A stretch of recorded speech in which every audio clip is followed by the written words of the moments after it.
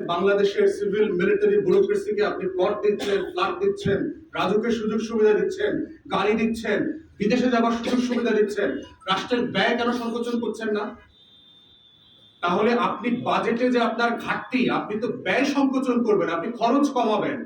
আপনার উপার্জন যদি কমে যায়, আপনি বাজারে চিন্তা করেন, আপনি ব্যক্তির কথা চিন্তা করেন, জিনিসপত্রের দাম বাড়ছে, আপনার আয় বাড়ছে না, আপনি তখন কি করেন? আপনি কি জোর করে ঋণ করে খান, না আপনি খাওয়ার পরিমাণ কমায় দেন, আপনি বাজারের পরিমাণ কমায় দেন? আগে 7 দিনে গরু গোশত খেতেন, এখন 2 সপ্তাহে খান, মাসে একবার খান। আগে প্রতি সপ্তাহে বেলুড়ে গিয়ে সুলতান ডাইনিং খেতেন, এখন আপনি মাসে একবার খাচ্ছেন। তাহলে রাষ্ট্র কেন এটা করছে না? যে আমার উপার্জন নাই, আমার ব্যাংকে টাকা নাই, আমি ঋণ করে, আপনি দেখেছেন ব্যাংকগুলোকে বেইল আউট করেছে, 10টা ব্যাংকে 22,000 কোটি টাকা চাপিয়ে দিয়েছে। হাসিনার আমলে আমরা যারা সমালোচনা করেছি 53,000 কোটি টাকা আপনি ছাপিয়ে দিয়েছেন, যার কোনো মার্কেট ভ্যালু নাই। তাহলে সেখানে আপনি 22,000 কোটি টাকা ছাপিয়ে 10টা ক্রিমিনাল ব্যাংকে কেন আপনি করেছেন, বেইল আউট করেছেন? তাদের কিন্তু বন্ধ করে দেওয়ার কথা ছিল। আমরা দেখলাম শেয়ার মার্কেটে আপনার আইসিবি কে 3,000 কোটি টাকা দিয়েছে, যার 2,000 কোটি টাকা আইসিবি বিভিন্ন ব্যাংকে শোধ করে দিয়েছে। এই টাকা তো শেয়ার হোল্ডারদের দেওয়ার কথা ছিল, যারা ক্ষুদ্র পুঁজি বিনিয়োগ করে ফকির হয়ে গেছেন 33 লক্ষ শেয়ার বাজারে, তাদেরকে টাকা দেওয়া হচ্ছে না কেন? তাহলে আপনি ব্যয় সংকোচনের নীতিতে আগে আপনি দেখেন ডেভেলপমেন্ট প্রজেক্ট, আমরা বারবার বলেছি যেগুলোর প্রয়োজন নাই, অথবা যেগুলো আমার 2 বছরে দরকার নাই, আপনি এটাকে 4 বছরে ছড়ায় দেন। 4 বছরে ছড়ায় দিলে বাজেটের উপরে প্রেসার কমবে। এই যে অস্টারিটি, যেটা আমরা 2007-8 থেকে সারা দুনিয়াতে দেখেছি, গ্রিস এবং ইউরোপের দেশগুলোতে, যে ঋণ ভিত্তিক অর্থনীতি দ্বারায় কিভাবে দেশ কলাপস করেছে, একের পর এক দেশ কলাপস করেছে। ইউরোপের 3-4টা দেশ ছাড়া অলমোস্ট প্রত্যেকটা দেশের ইকোনমি ফ্র্যাকশন হয়ে গেছে। তো কন্ট্রাক্টেড ইকোনমিকে আপনি কিভাবে, মানে বেশি ঋণ করে আপনি তার স্ট্যাগফ্লেশন কমাবেন?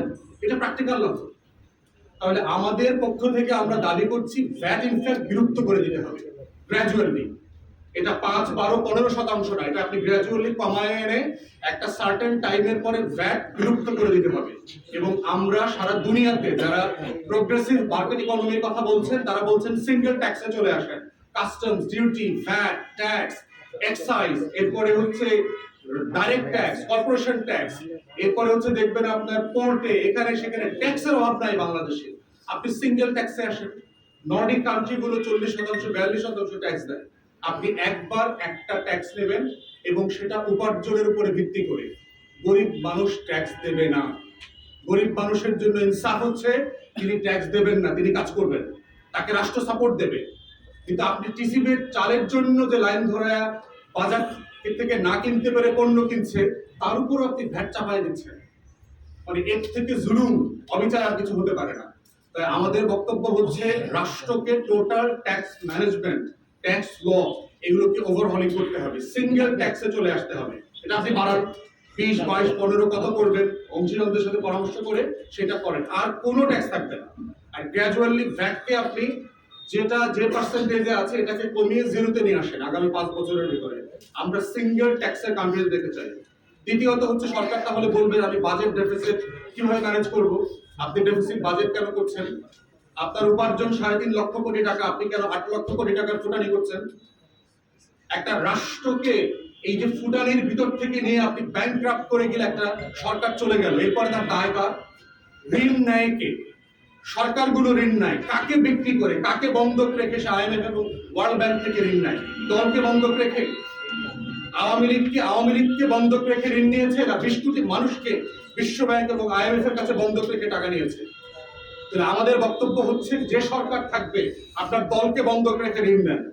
20 কোটি মানুষকে বন্ধক রেখে ঋণ নিয়ে লুটপাটের যে বাণিজ্য, এই বাণিজ্যের অর্থনীতি থেকে আমরা বেরোয় আসতে চাই। আমরা আয়ের ভিত্তিতে চলতে চাই, জনগণের টাকায় চলতে চাই। এত প্রবৃদ্ধি, এমপ্লয়মেন্ট নাই কেন? 40 লক্ষের উপরে শিক্ষিত গ্র্যাজুয়েট ছেলেমেয়েরা কেন বেকার? তাহলে আপনার স্ট্যাগফ্লেশন চলছে, যে আপনি শুধু দেখাচ্ছেন কৃত্রিম ভাবে আপনার ইকোনমি বড় হচ্ছে, কিন্তু প্রবৃদ্ধি নাই, জব নাই, কর্মসংস্থান হচ্ছে না, এবং জেনুইন কোনো ডেভেলপমেন্ট আমরা রাস্তা দেখতে পাচ্ছি না। বরং দেখতে পাচ্ছি 16 থেকে 25 বিলিয়ন ডলার প্রতি বছর লন্ডার হচ্ছে, বাইরে চলে যাচ্ছে। তাই সামারি হচ্ছে, 2টা সামারি এবি পার্টির পক্ষ থেকে। একটা হচ্ছে সিঙ্গেল ট্যাক্সে আসতে হবে, গ্র্যাজুয়ালি ভ্যাট বিলুপ্ত করে দিতে হবে, সকল ট্যাক্স বিলুপ্ত করে দেবে। দ্বিতীয়ত হচ্ছে অস্টারিটি মেজারে আসে। আমার যে গভর্নমেন্টের সাইজ দেখেন, আমার 60টা মন্ত্রী, আমেরিকার ফেডারেল মিনিস্ট্রি হলো 16টা 17টা। আপনি কি আমেরিকার থেকে বড়লোক দেশ হয়ে গেছেন? আপনার এত মন্ত্রী লাগবে কেন? এত সচিবালয় লাগবে কেন?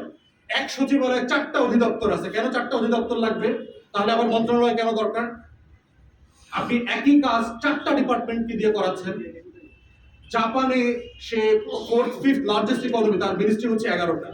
আপনার কেন 60টা মন্ত্রণালয় লাগবে? আপনার অধিদপ্তর, তারপরে অটোনমাস বডি মিলে রাষ্ট্রের প্রায় 85টা সংগঠন আছে। এত বড় গভর্নমেন্ট তো আমার দরকার নাই। বাংলাদেশের মতো অর্থনীতিতে আমার এর 1/10 ওয়ার্কফোর্স দিয়ে এই রাষ্ট্র চালানো সম্ভব। এবং এটাই হচ্ছে ডিজিটাল বাটপারি, যেটা আওয়ামী লীগ করে দিয়ে গেছে। ডিজিটালাইজেশন মানেটাকে দেখেন, যে অ্যানালগ জমানাতে আওয়ামী লীগ যখন এসছে তখন আমার 12 লক্ষ সরকারি কর্মকর্তা কর্মচারী ছিল, এখন আমার এটা 19 লক্ষ সরকারি কর্মকর্তা কর্মচারী। তাহলে ডিজিটাল হইলে তো কাজের সংখ্যা, ওয়ার্কফোর্স তো কমার কথা। আমার তো 12 লাখ তো 6 লাখে চলে আসার কথা, কিন্তু এটা 1.5 গুণ বাড়লো কেন, 19 লাখে গেল কেন? ফলে রাষ্ট্র যেটা হয়েছে ডিজিটাল হয় নাই, রাষ্ট্র হচ্ছে অ্যানালগ এবং ডিজিটালের একটা খিচুড়ি হয়েছে, যেখানে এখন আপনার প্রত্যেকটা ফর্ম কম্পিউটারে ফিল আপ করতে হয়, ওইটা প্রিন্ট করে আবার ফিজিক্যালি গিয়ে ফাইলে জমা দিয়ে আসতে হয়। এই হচ্ছে বাংলাদেশের ডিজিটাইজেশন যেটা হয়েছে। তাহলে এই ব্যয় সংকোচনের জায়গায় নীতিতে আসতে হবে রাষ্ট্রকে, তা না হলে ঋণ করে ঘি খাওয়ার যে পুঁজিবাদী অর্থনীতি এবং লুটপাটের অর্থনীতি চালু হয়েছে, এই অর্থনীতি থেকে দেশ বেরোয় আসতে পারবে না। আমরা অন্তর্বর্তীকালীন সরকারকে বলছি, গরিব মানুষের কোনো ট্যাক্সের লায়াবিলিটি থাকতে পারবে না। অবিলম্বে এই যে 65টা সার্ভিসেসের উপরে এবং পণ্যের উপরে যে আপনারা শুল্ক বাড়িয়েছেন এবং আরোপ করেছেন, সেটা অবিলম্বে উঠায় দিতে হবে। এবং আপনারা আয়ের পথ খোঁজেন, ব্যয়ের পথ খোঁজেন, লুটপাট বন্ধ করেন। এখনো লুটপাট বন্ধ হয়নি। যত পরিমাণ টাকা সাবসিডি দেওয়া হচ্ছে ওই লুটেরাদেরকে দেওয়া হচ্ছে। স্টক এক্সচেঞ্জের কমিশন যে চেয়ারম্যান, তারপরে হচ্ছে পুঁজিবাজারে যাদেরকে চেয়ারম্যান করা হচ্ছে, সিচুয়েশন হ্যান্ডেল করতে পারছে না। তো একের পর আমরা দেখতে পাচ্ছি যে রং সিদ্ধান্ত, ভুল সিদ্ধান্ত।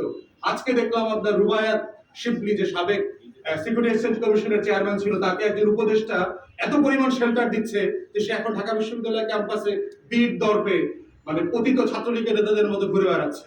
সে অ্যারেস্ট হচ্ছে না, তার বিরুদ্ধে এতগুলো মানি লন্ডারিং এর মামলা হয়েছে, কিন্তু তাকে কেউ গ্রেফতার করছে না। এই বাস্তবতাগুলো থেকে আমরা চাই রাষ্ট্র গণ অভ্যুত্থানের স্পিরিটে ফিরে আসুক, সাম্য, মানবিক মর্যাদা এবং সামাজিক সুবিধার ভিত্তিতে যে অর্থনীতি আমরা